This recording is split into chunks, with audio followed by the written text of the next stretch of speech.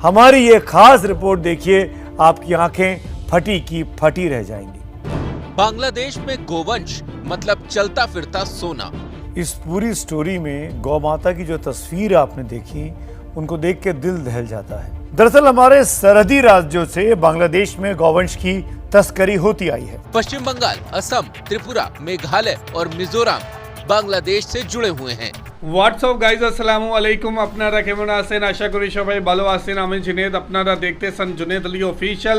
আমি আপনাদের জন্য একটি ভিডিও প্লে করতে যাচ্ছি, সবাই দেখবেন। আশা করি সবাই দেখবেন, ভালো লাগবে। आज हमने एक और वीडियो देखी जिसमें भारतीय मीडिया ये दावा कर रहा था स्मगलिंग की जाती है भारतीय जानवरों की, भारतीय गायें की बांग्लादेश के अंदर, और ये स्मगलिंग कैसे की जाती है अब एक और दावा किया जा रहा है। और इसके ऊपर कौन कौन शामिल हैं, किस तरह बांग्लादेश के अंदर ये गाय बेची जाती है।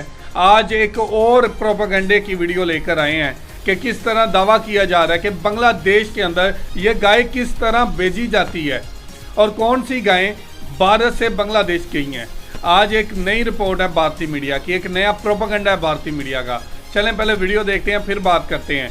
वीडियो की तरफ बढ़ने से पहले आप दोस्तों से गुजारिश है, अगर आप चैनल पर नए हैं तो चैनल को सब्सक्राइब करें, साथ बने बेल आइकन को भी दबाएं ताकि आपको वीडियो का नोटिफिकेशन सबसे पहले मिलता रहे। चलें वीडियो स्टार्ट करते हैं जी, हैवी गो। दरअसल हमारे सरहदी राज्यों से बांग्लादेश में गौवंश की तस्करी होती आई है। एबीपी न्यूज इसकी पड़ताल पहले भी कर चुका है। मैं आपको वो सब आज दिखाऊंगा, लेकिन पहले आप ये जान लीजिए कि बांग्लादेश में कैसे गौकशी के लिए डिजिटल हाट सज चुका है। ऑनलाइन गायों की खरीद फरोख्त के लिए बांग्लादेश में 900 रीजनल हाटों को ऑनलाइन पोर्टल से जोड़ा गया है। कोई भी विक्रेता अपनी गाय या जानवर इसके जरिए बेच सकता है। आपको जानकर दुख हो सकता है कि डिजिटल हाट में मवेशियों को काटने की भी सुविधा बांग्लादेश की सरकार देती है। काटने की फीस जानवर के दाम का 23% होती है। गौवंश का वजन भी डिजिटल प्लेटफॉर्म में नापा जा सकता है।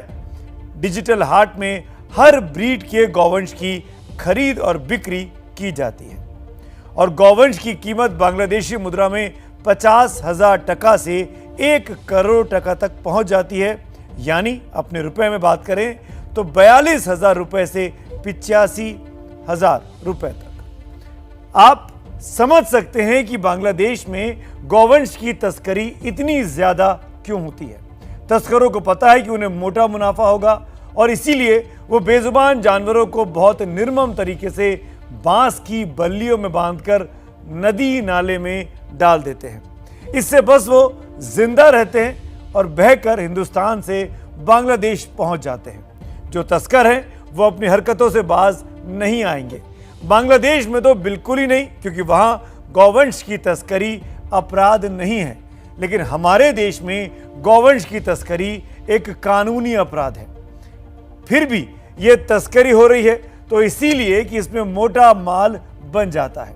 बीएसएफ का ही दावा है कि गौवंश की तस्करी 4 साल पहले तक 9,000 करोड़ रुपए की होती थी, लेकिन 2018 में ये घटकर 1,600 करोड़ की हो गई है। ये सब इसलिए संभव हुआ क्योंकि बीएसएफ ने मुस्तैदी बढ़ा दी थी। बांग्लादेश की सीमा भारत के 5 राज्यों से जुड़ी है और इन्हीं राज्यों के लोग जरिया बनते हैं गौवंश को इस पार से उस पार तक पहुंचाने का। भारत और बांग्लादेश के इन तस्करों के बीच जबरदस्त तालमेल रहता है। वो नए नए तरीके अपनाकर तस्करी को अंजाम देते हैं। यूं तो धंधा साल भर चलता है, लेकिन ईद के वक्त में तस्करी बहुत ज़्यादा बढ़ जाती है, क्योंकि ये वक्त कमाई का होता है और ईद के वक्त में इन तमाम जानवरों की कुर्बानी जो देनी होती है। अब सवाल ये है कि आखिर इतनी सुरक्षा के बीच कैसे ये मवेशी बॉर्डर पार पहुंच जाते हैं। आप भी जानना चाहेंगे इतना बड़ा भारी जानवर, इतना बड़ा भारी पशु कैसे बॉर्डर क्रॉस कराया जाता है। हमारी ये खास रिपोर्ट देखिए, आपकी आंखें फटी की फटी रह जाएंगी। बांग्लादेश में गोवंश मतलब चलता फिरता सोना। इसे इस बात से समझिए कि भारत से जो गाय बांग्लादेश पहुंचती है उसकी कीमत 10 गुना बढ़ जाती है। इसके पीछे बड़ी वजह है बीफ की खपत और चमड़े का कारोबार। दशकों से भारत बांग्लादेश बॉर्डर पर गोवंश की तस्करी का कारोबार फल फूल रहा है तो इसके पीछे बड़ी वजह है डिमांड और सप्लाई। बांग्लादेश में गोवंश की डिमांड है तो भारत से इसकी सप्लाई आसानी से हो जाती है। तस्कर ऐसे कई रास्ते निकालते रहते हैं जिससे सुरक्षा बलों से बचते बचाते ये गायें सीमा पार पहुंचा दी जाती हैं।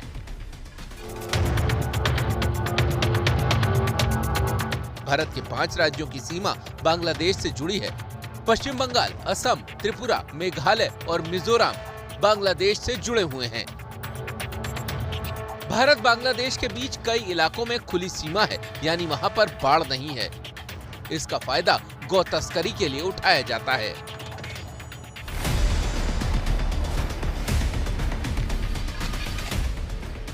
आप इन गायों के शरीर पर लिखे नंबर और अल्फाबेट को देखिए। हर गाय के शरीर पर एक यूनिक मार्क दागा गया है। दरअसल ये तस्करी के कोड है। इन गायों को कोड डालकर इन्हें चरने के लिए छोड़ दिया जाता है और चरते चरते ये बॉर्डर पार कर जाती हैं। बांग्लादेश की तरफ मौजूद तस्कर इसी कोड से गायों की पहचान करता है और पैसा हवाला के जरिए भारत पहुंचा दिया जाता है। जिन इलाकों में बाढ़ भी लगी होती है वहां पर सुरक्षा बलों की नजर बचाकर लकड़ी के पटरों के जरिए गायों को बॉर्डर के उस तरफ पहुंचा दिया जाता है। तस्कर गायों को बॉर्डर पार पहुंचाने के लिए तरह तरह की जुगत लगाते हैं। गायों को बांग्लादेश जाने वाले नदी नालों में पेड़ के तनों के बीच में बांधकर छोड़ दिया जाता है। ये गायें नदी में बहते बहते बांग्लादेश पहुंच जाती हैं, जहां पहले से ही तस्कर उन्हें निकालने के लिए तैयार रहते हैं। एबीपी न्यूज ने भारत बांग्लादेश सीमा पर हो रही गोवंश की तस्करी की खबर पहले भी दिखाई है। 2017 में एबीपी संवाददाता प्रतिमा मिश्रा मेघालय के गोराखाली हिल्स से होकर बांग्लादेश बॉर्डर तक पहुंची थी और तब उन्होंने गोवंश की तस्करी की कोड वाली स्टोरी आप तक पहुंचाई थी। मेघालय के जिस ईस्ट खासी हिल्स में इस वक्त हम मौजूद हैं, यहाँ पर सीमा सुरक्षा बल का काम केवल इन्फिल्ट्रेशन यानी घुसपैठ रोकना ही नहीं है, और भी कई सारी मुश्किलें इन्हें आती हैं और भी कई तरह के काम इन्हें यहाँ पर करने होते हैं, जिसमें से एक है तस्करी रोकना, चाहे फिर वो किसी भी तरीके की जानवर की हो या और भी। हम आपको दिखा दें तस्वीरों में जो आप ये कैटल्स देख रहे हैं, मवेशी देख रहे हैं, इनको उस पार ले जाया जा रहा था बांग्लादेश की ओर, जब बीएसएफ ने इसे रोका है। 2017 में ही एबीपी न्यूज संवाददाता नीरज राजपूत ने त्रिपुरा के बॉर्डर वाले इलाकों से गोवंश की तस्करी और इसमें स्थानीय लोगों की मिलीभगत का काला खेल उजागर किया था। ये ऐसे मार्केट हैं जो कि बॉर्डर के करीब हैं। हालांकि जो सरकार चाहती है, गृह मंत्रालय चाहता है कि बॉर्डर के करीब, बांग्लादेश सीमा के करीब जो कैटल मार्केट्स होते हैं, इस तरह के बाजार होते हैं, वो ना लगे, लेकिन अभी भी इस पर लगाम नहीं लगाया जा सका है। आप मान लीजिए दो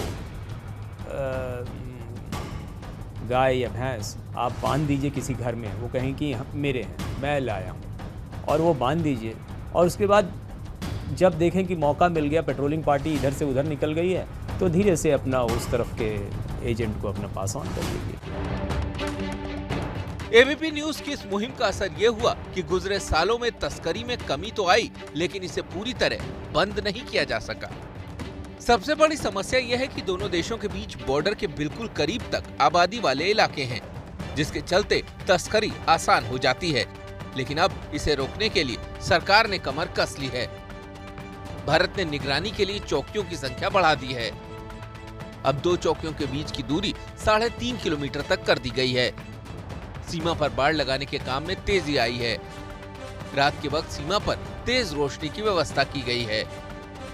पिछले सालों में गोवंश की तस्करी कम हुई है, लेकिन तस्करी का ये काला कारोबार तब तक पूरी तरह रुक नहीं सकता जब तक बांग्लादेश की सीमा से सटे इलाकों के स्थानीय लोग इसका हिस्सा हैं। प्रतिमा मिश्रा के साथ नीरज राजपूत की रिपोर्ट।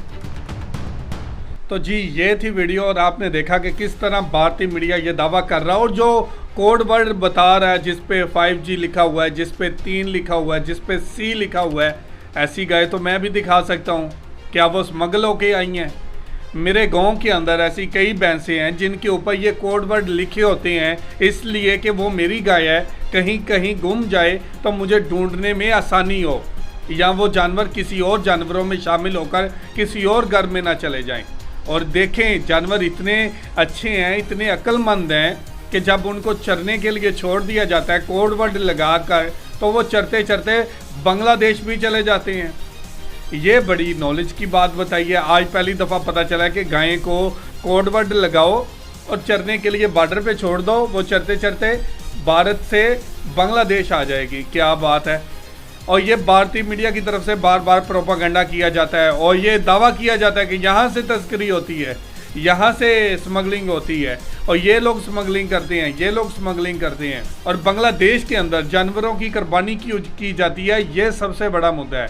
इसी बात पे सबसे बड़ा प्रोपेगेंडा है। और गाय की इतनी कुर्बानी की नहीं जाती जितना ये बड़ा दावा कर रहे हैं कि गाय की स्मगलिंग नहीं होती, गाय की स्मगलिंग नहीं होती। ये सफ़ेद झूठ है। जिस तरह कह देना कि कवा सफ़ेद होता है, इसी तरह का झूठ है। पाकिस्तान के अंदर ऐसे कई लोग हैं जो गाय की कुर्बानी नहीं करते, बल्कि वो बैल की कुर्बानी करते हैं, वो बकरे की कुर्बानी करती हैं, वो ऊँट की कुर्बानी करते हैं।